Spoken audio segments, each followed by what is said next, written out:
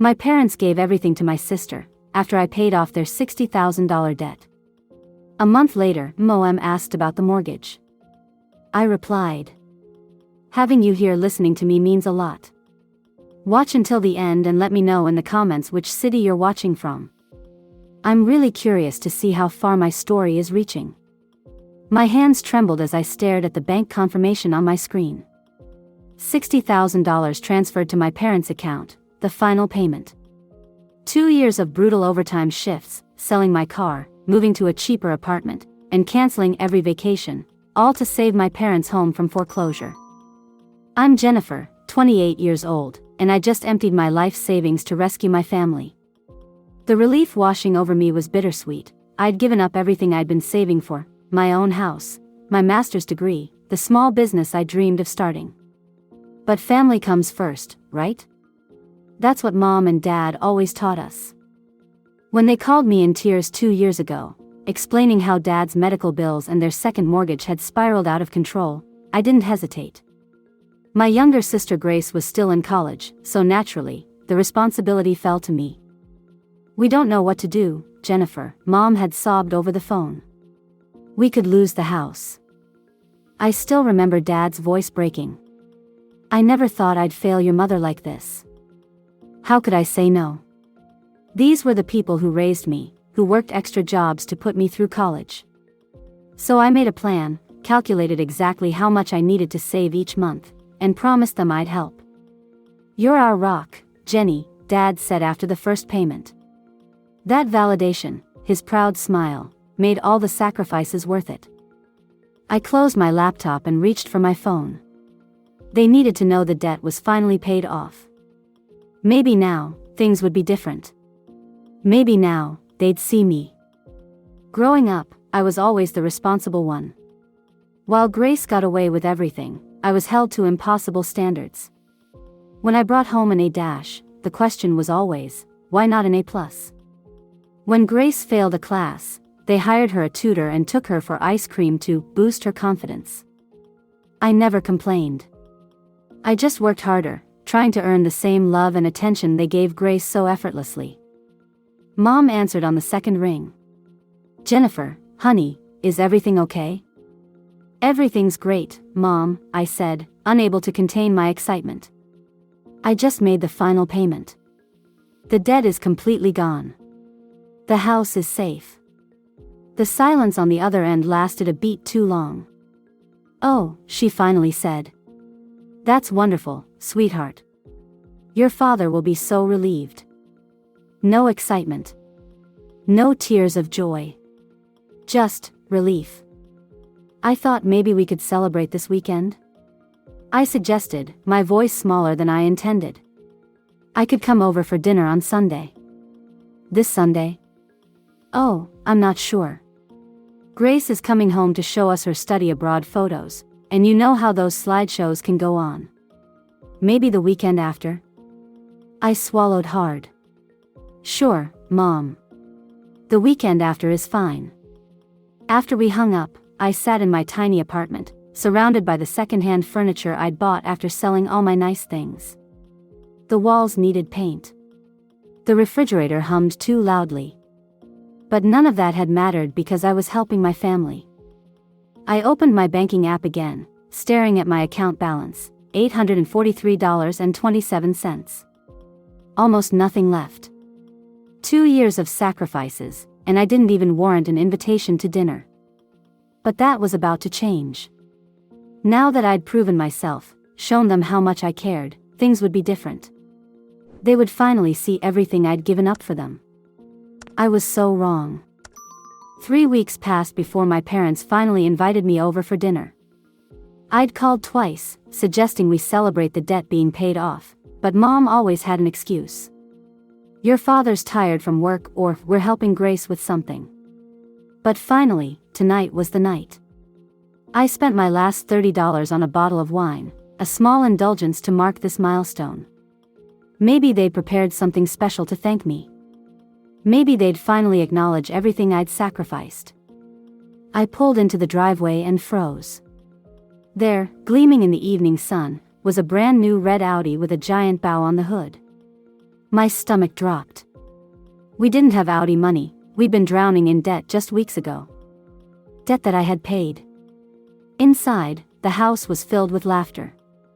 I walked in to find Grace jumping up and down, clapping her hands like a child on Christmas morning. "Jenny," she exclaimed. "Look what Mom and Dad got me for graduation." Graduation? Grace wasn't graduating for another 6 months. And even then, she'd been struggling in her classes. "Surprise," my parents said in unison, watching Grace's excitement with matching grins. Mom hugged Grace tightly.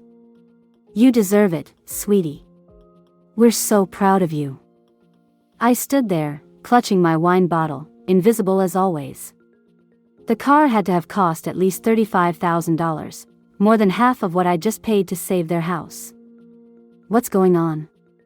I finally managed to ask. Dad turned to me, still beaming.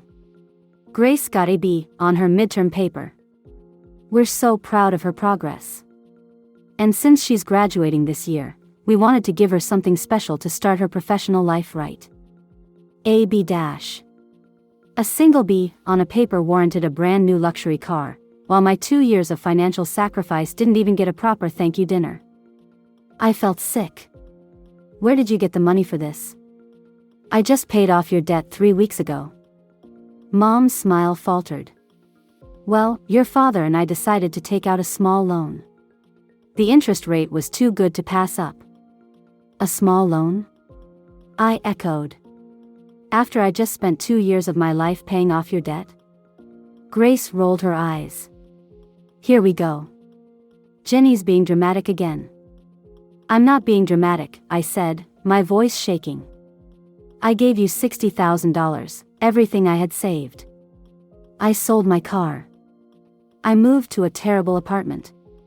I worked overtime until I was sick from exhaustion."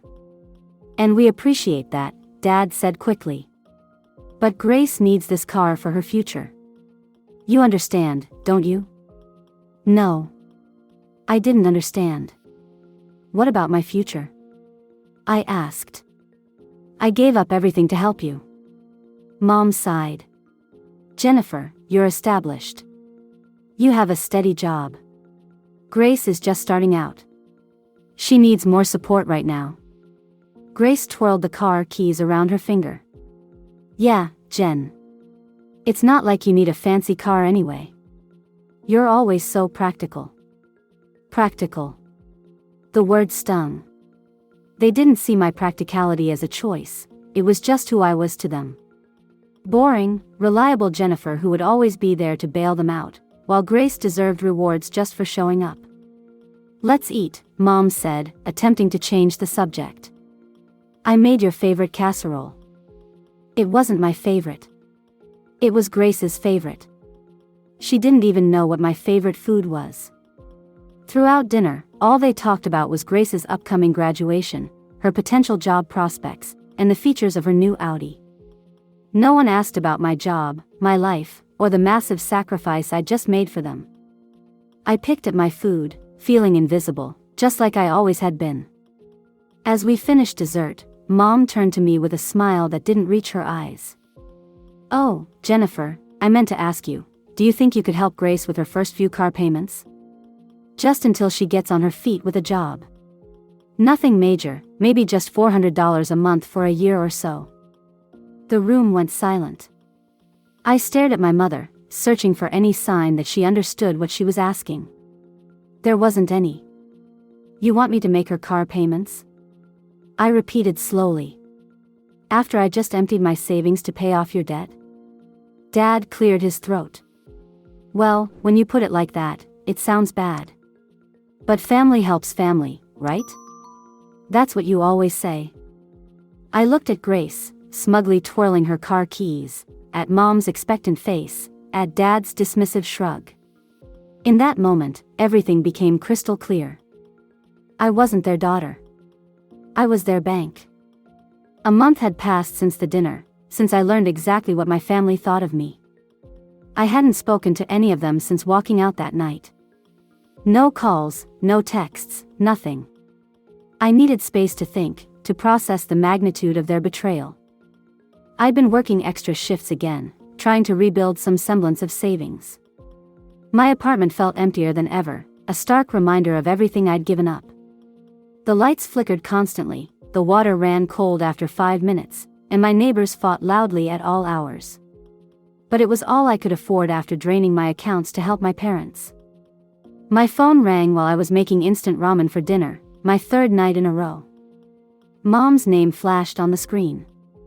I stared at it, debating whether to answer. Finally, I picked up. Jennifer? She sounded exactly the same, as if nothing had happened. How are you, sweetheart? Fine, I said, stirring my noodles. What do you need? There was a pause. Why do you assume I need something? I didn't answer. We both knew why. She sighed. Well, I was actually calling about the mortgage payment. It's due next week, and your father and I are wondering when you'll be transferring the money. My hand froze mid-stir. Excuse me? The mortgage, she repeated, slightly impatient. You know it's due on the 15th. You usually send it a few days early. I had to grip the counter to steady myself. Mom, I never paid your mortgage. I paid off your debt, the $60,000 you owed. That's it. That's all I agreed to. Well, yes, but... Her voice faltered. We just assumed you'd continue helping. After all, we're still tight on money, especially with Grace's car payments. The ramen in front of me grew cold as realization washed over me. This wasn't a one-time thing. They expected me to keep paying, indefinitely, while they spent money on Grace. They'd been planning this all along. Let me get this straight, I said, my voice eerily calm. You expect me to pay your mortgage every month, after I just gave you my life savings? While you're making payments on Grace's brand new Audi? Jennifer, don't be difficult. Family helps family. Your sister needs that car for her future, and your father and I are getting older. We can't work like we used to. And what about my future? Does that matter to any of you? Mom's voice hardened. You're being selfish. We raised you, fed you, put a roof over your head. Is this how you repay us? I repaid you with $60,000, I said. And apparently, that wasn't enough. Jennifer. No, Mom. I'm done. I've given everything I have. There's nothing left. I hung up before she could respond. My phone immediately started ringing again. I turned it off and sank to the kitchen floor, hugging my knees to my chest.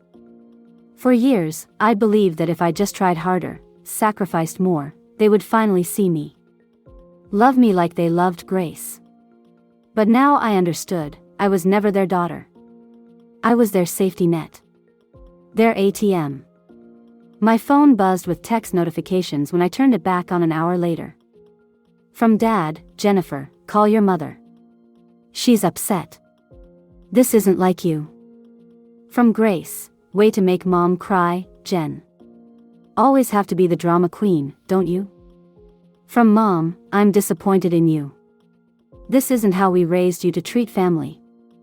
I scrolled through them, feeling strangely detached. A final text came through from Grace. If you're not going to help with the mortgage, the least you could do is cover my car insurance. It's only $200 per month.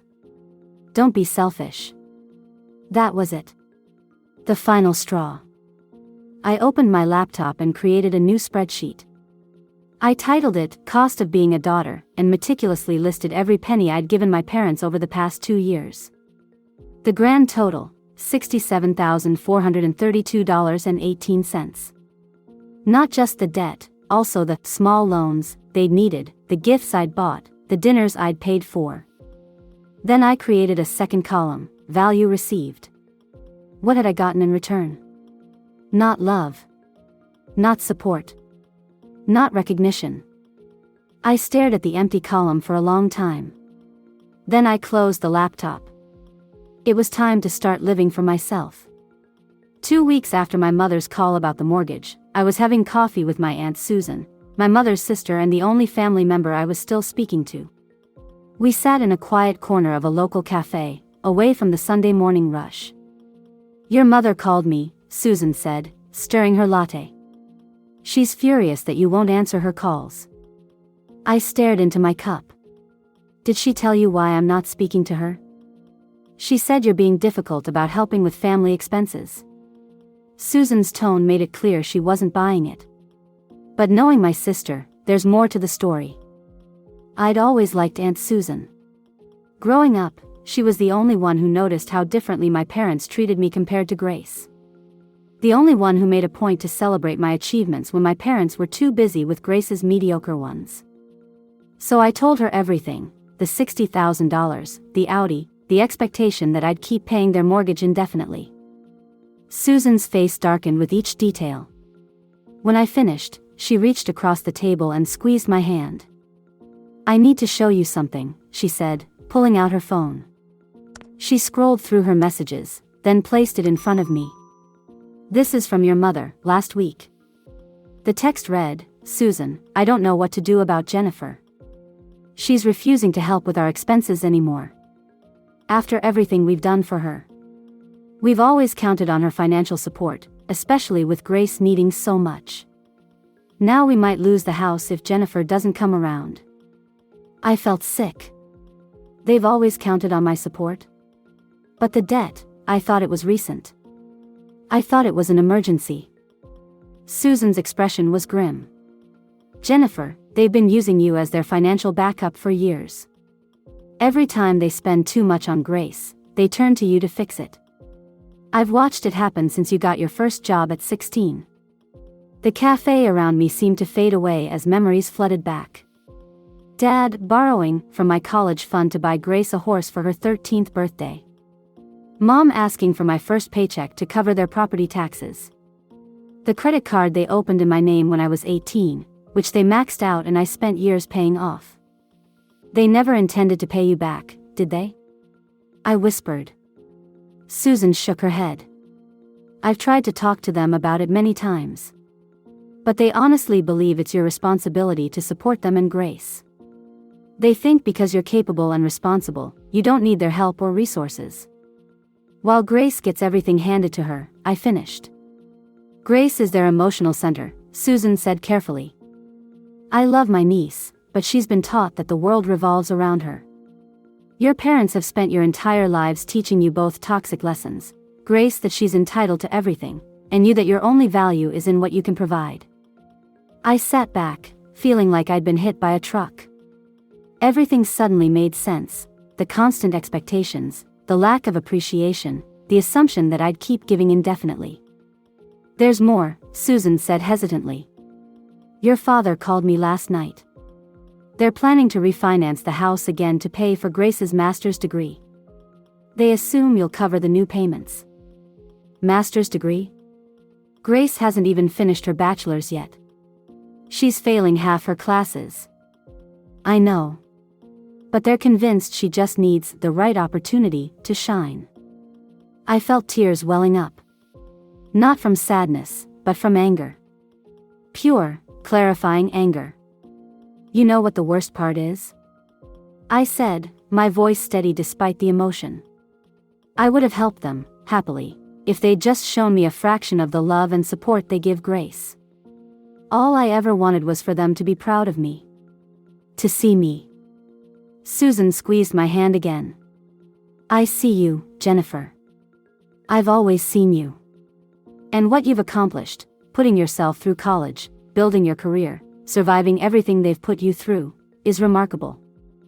On the drive home, I turned Susan's revelations over in my mind.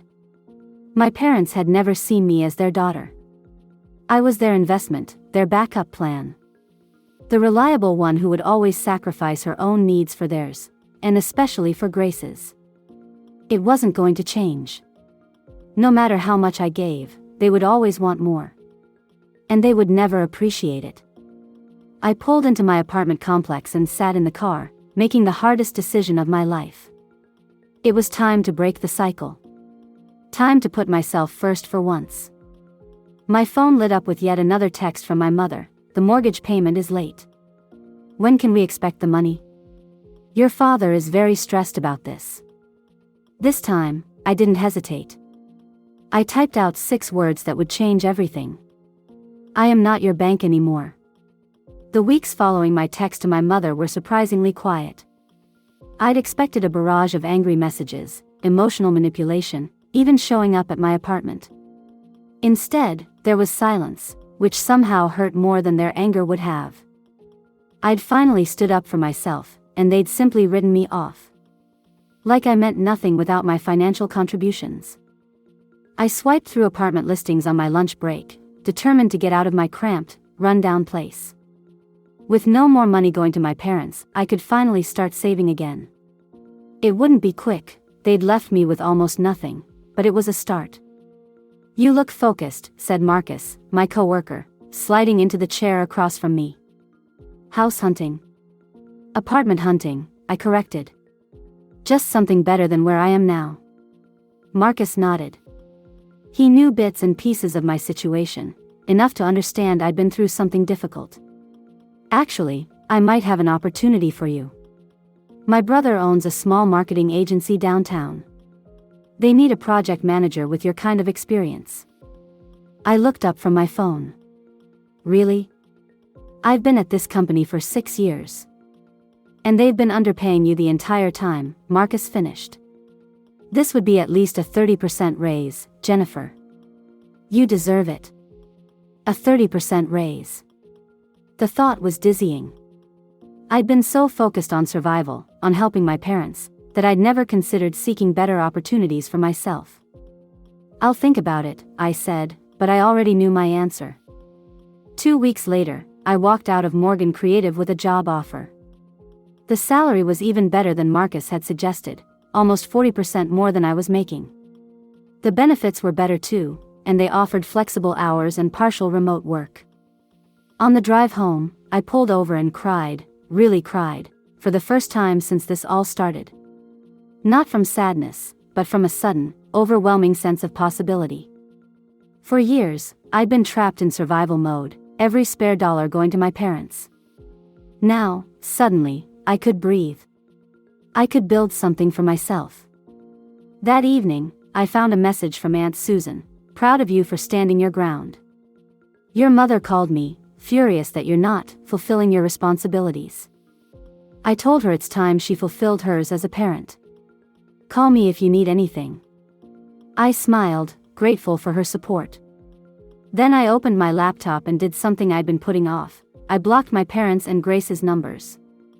Not forever, but for now, until I was stronger, more established in my boundaries.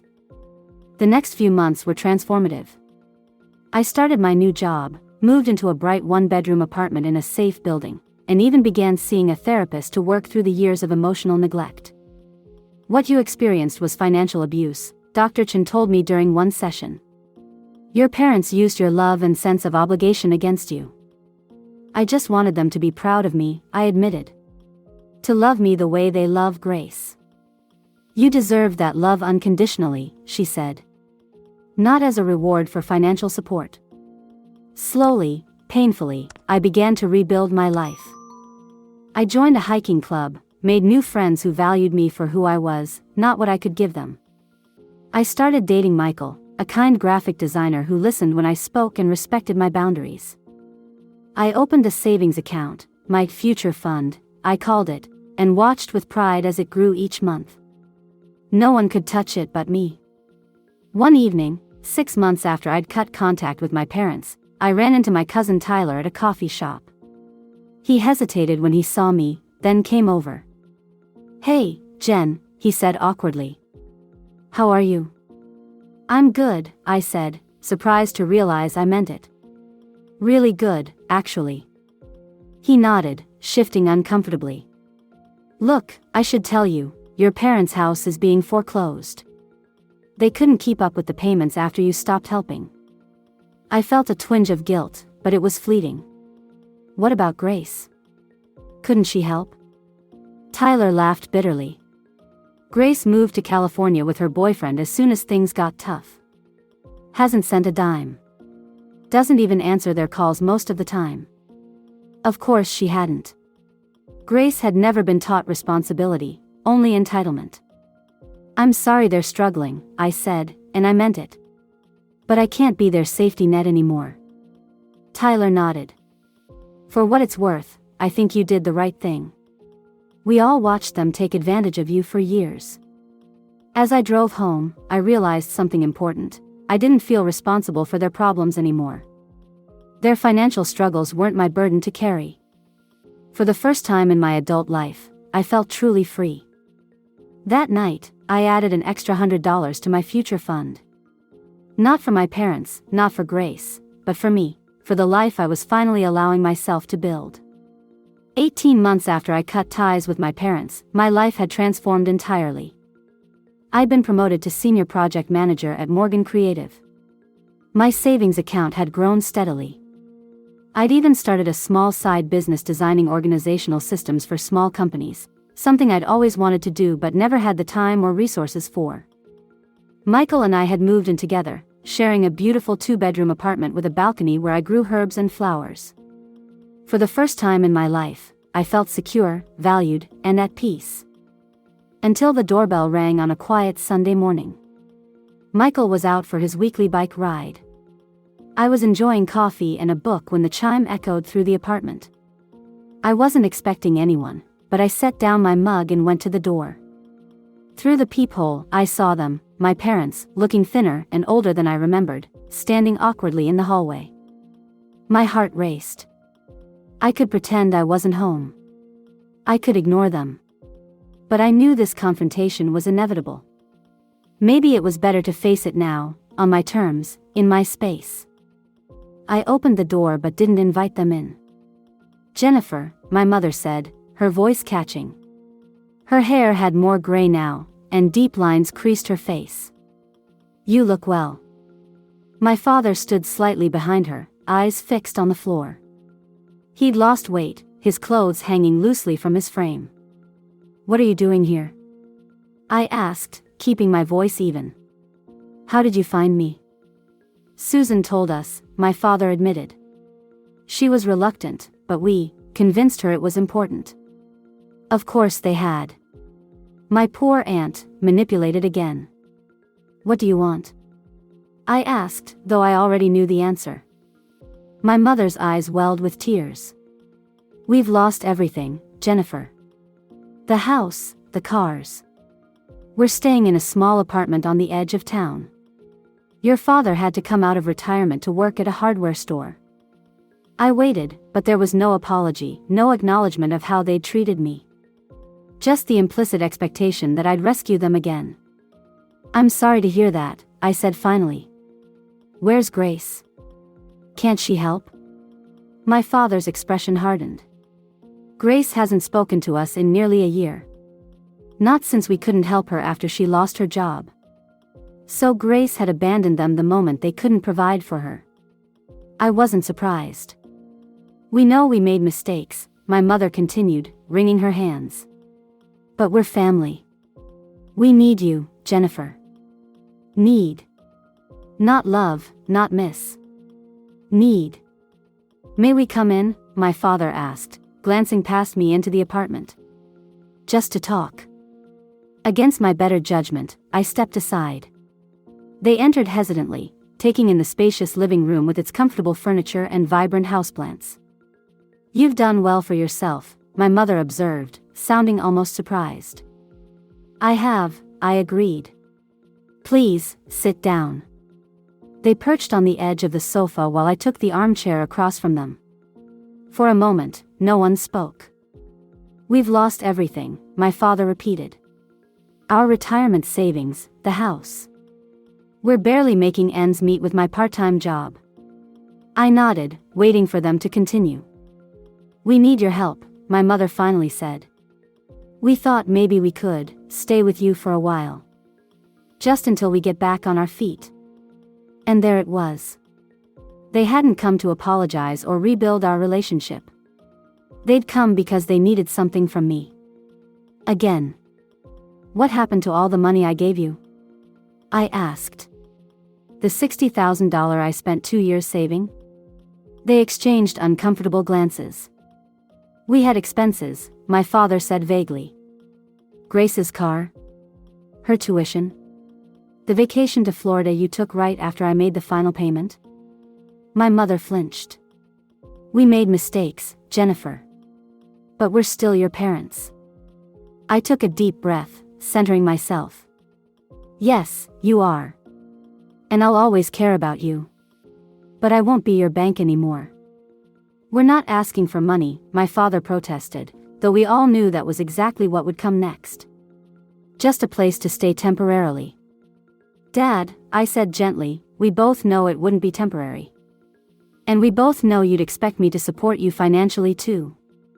They didn't deny it. I stood up and walked to the bookshelf, retrieving a small envelope. I can't let you move in with me. But I can offer you this. I handed it to my mother. Inside was a check, not for a large amount, but enough to help with a security deposit on a better apartment. There was also a business card for a financial advisor who specialized in helping seniors. This is a one-time thing, I said as they stared at the check. And it comes with conditions. If you want to have a relationship with me going forward, we need to establish boundaries. Real ones. I'll never again be your financial safety net. My father looked like he wanted to protest, but my mother placed a hand on his arm. There's one more thing, I continued. I need an apology. A real one. For using me all these years. For favoring Grace. For making me feel like my only value was what I could give you. The silence that followed was deafening. My parents looked at each other, then at the check, then back at me. We're sorry, my mother finally said. But the words sounded hollow, rehearsed. I shook my head. I don't think you are. Not yet. Maybe someday. I showed them to the door, feeling strangely calm. As they stepped into the hallway, my father turned back.